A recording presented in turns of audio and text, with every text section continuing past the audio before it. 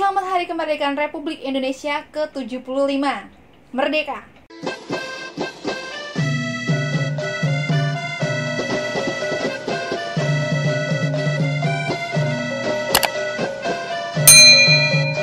Assalamualaikum warahmatullahi wabarakatuh. Tapi pun, welcome back to YouTube channel Anggun Paksi dan terima kasih sudah klik video ini. Kali ini gue bakal membahas mengenai proklamasi kemerdekaan Indonesia. Tapi sebelumnya gue minta dukungan kalian untuk support terus channel Anggun Paksi dengan cara subscribe channel Anggun Paksi dan klik tombol lonceng di bawah ini agar kalian tidak ketinggalan dengan konten-konten selanjutnya.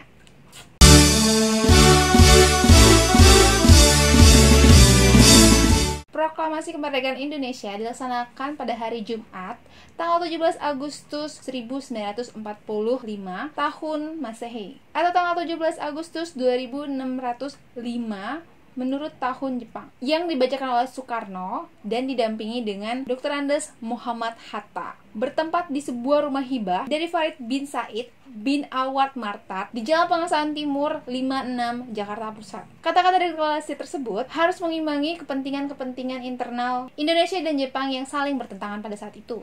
Proklamasi tersebut menandai mulainya perlawanan diplomatik dan bersenjata dari Revolusi Nasional Indonesia yang berperang melawan Belanda dan pasukan sipil yang pro dengan Belanda. Hingga Belanda secara resmi mengakui kemerdekaan Indonesia pada tahun 1949. Pada tahun 2005, Belanda menyatakan bahwa mereka telah memutuskan untuk menerima secara de facto bahwa tanggal 17 Agustus 1945 adalah kemerdekaan Indonesia. Namun, pada tanggal 14 September 2011, pengadilan Belanda memutuskan dalam kasus pembantaian Rawagede bahwa Belanda bertanggung jawab karena memiliki tugas untuk mempertahankan penduduknya, yang juga mengidentifikasi bahwa daerah tersebut adalah bagian dari Hindia Timur Belanda. Bertentangan dengan klaim Indonesia atas 17 Agustus 1945 sebagai tanggal kemerdekaannya. Dalam sebuah wawancara pada tahun 2013, sejarawan Indonesia Sukoco antara lain meminta pemerintah Belanda untuk secara resmi mengakui kemerdekaan Indonesia pada tanggal 17 Agustus 1945.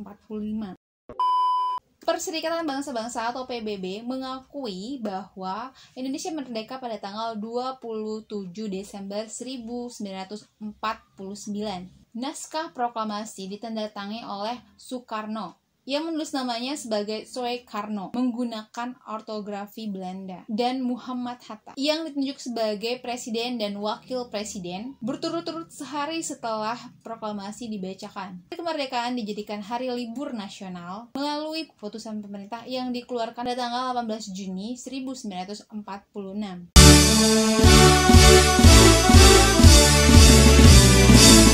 Para pemuda pejuang termasuk Khairul Saleh, Wikana, dan Sukarni bakar gelora kepahlawanannya setelah berdiskusi dengan Ibrahim, gelar Datuk Tan Malaka, tergabung dalam gerakan bawah tanah kehilangan kesabaran.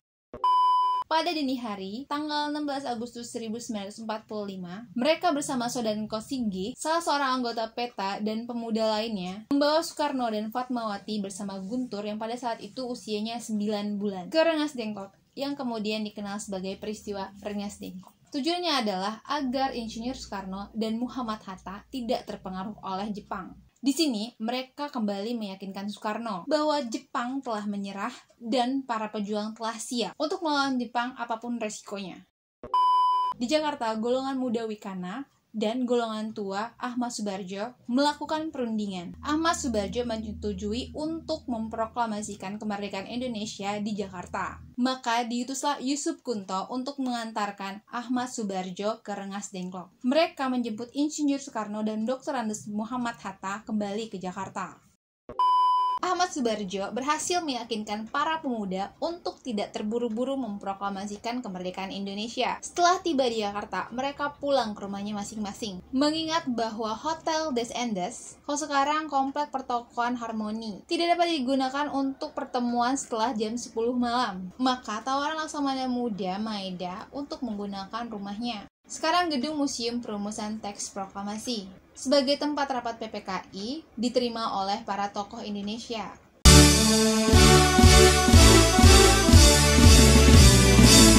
Malam harinya, Soekarno dan Hatta kembali ke Jakarta. Mayor Jenderal Moichiro Yamamoto, Kepala Staf Angkatan Darat yang menjadi kepala pemerintah militer Jepang atau Gunseikan di Hindia Belanda tidak mau menerima Soekarno-Hatta yang diantar oleh Tadashi Maeda dan memerintahkan agar Jenderal Mayor Otoshi Nishimura, Kepala Departemen Urusan Umum Pemerintahan Militer Jepang, untuk menerima kedatangan rombongan tersebut.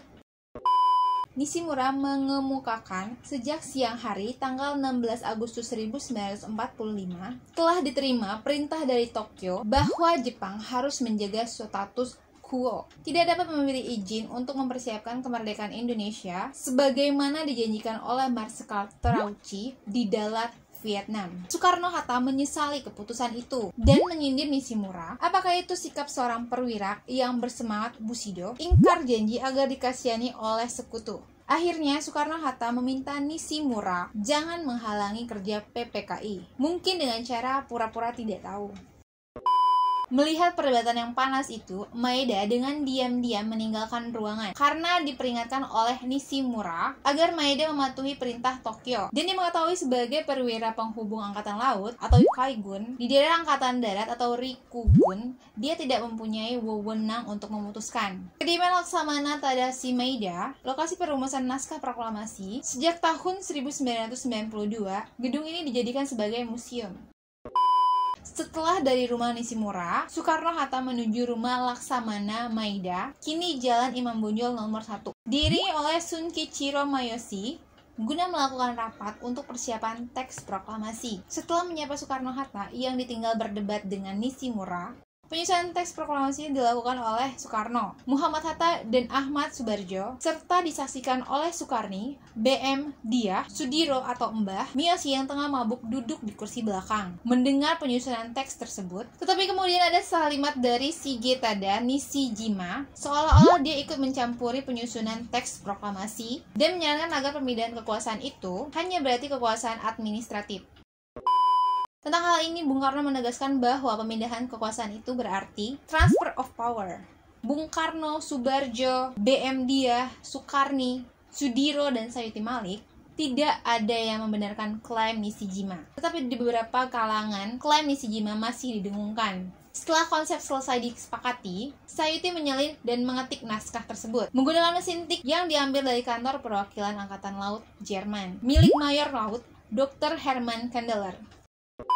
Pada awalnya, pembacaan proklamasi akan diadakan di lapangan Ikada. Namun, berhubung alasan keamanan, dipindahkan ke kediaman Soekarno, Jalan Pegangsaan Timur 56, yang sekarang Jalan Proklamasi nomor 1.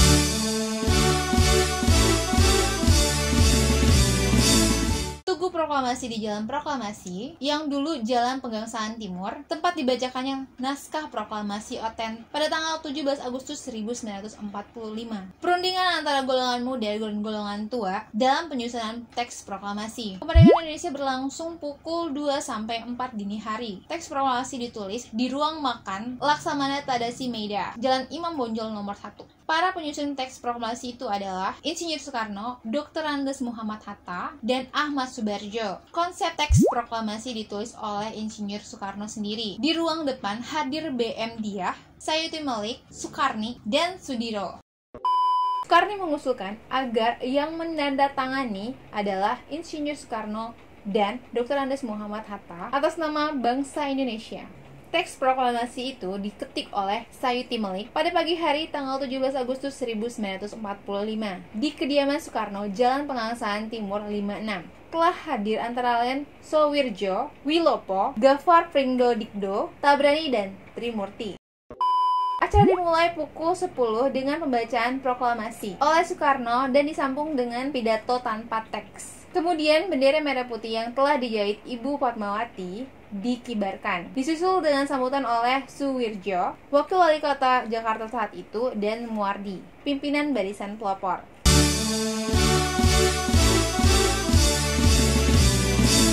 Pada awalnya, Trimukti diminta untuk menaikkan bendera, namun ia menolak dengan alasan pengerekan bendera sebaiknya dilakukan oleh seorang prajurit. Oleh sebab itu, ditunjuklah Latif Hendraningrat, seorang prajurit peta dibantu oleh Suhut untuk tugas tersebut.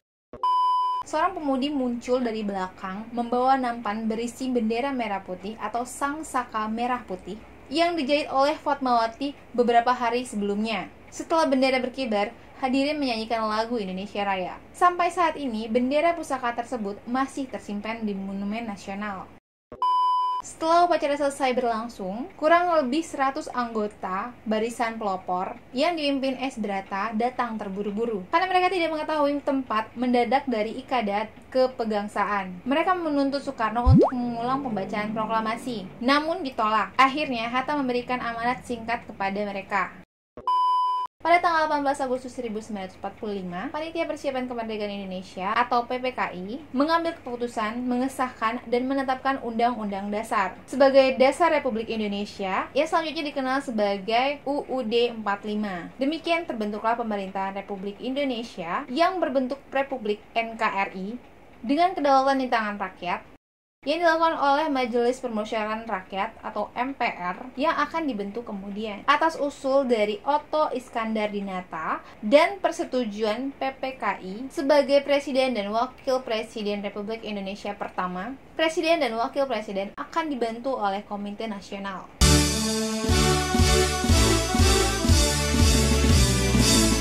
Teks naskah proklamasi atau proklamasi Klat adalah naskah asli yang merupakan tulisan tangan sendiri oleh Insinyur Soekarno sebagai pencetak dan dalam merupakan gubahan atau karangan oleh Dr. Andes Muhammad Hatta dan Raden Ahmad Subarjo. Adapun yang merumuskan proklamasi kemerdekaan Indonesia terdiri dari Tadashi Maeda, Tomegore Yoshizumi, S. Nishijima, S. Miyoshi, Muhammad Hatta, Soekarno, dan Ahmad Subarjo. Para pemuda yang berada di luar meminta supaya teks proklamasi dibacakan secara keras. Namun Jepang tak mengizinkan. Beberapa kata yang dituntut adalah penyerahan, dikasihkan, diserahkan, atau merebut. Akhirnya yang dipilih adalah pemindahan kekuasaan.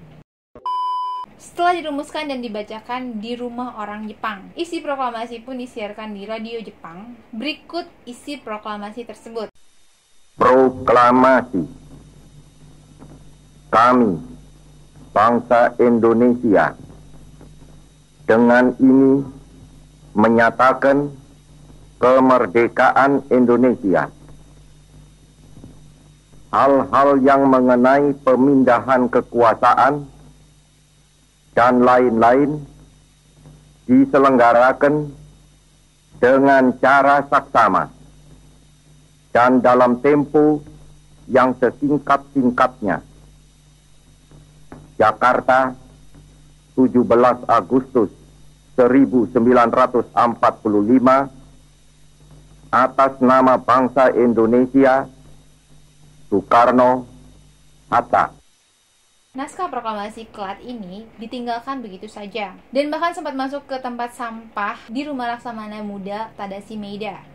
BM dia menyelamatkan naskah bersejarah ini dari tempat sampah dan menyimpannya selama 46 tahun, 9 bulan, dan 19 hari hingga diserahkannya kepada Presiden Soeharto di Binagraha pada tanggal 29 Mei 1992.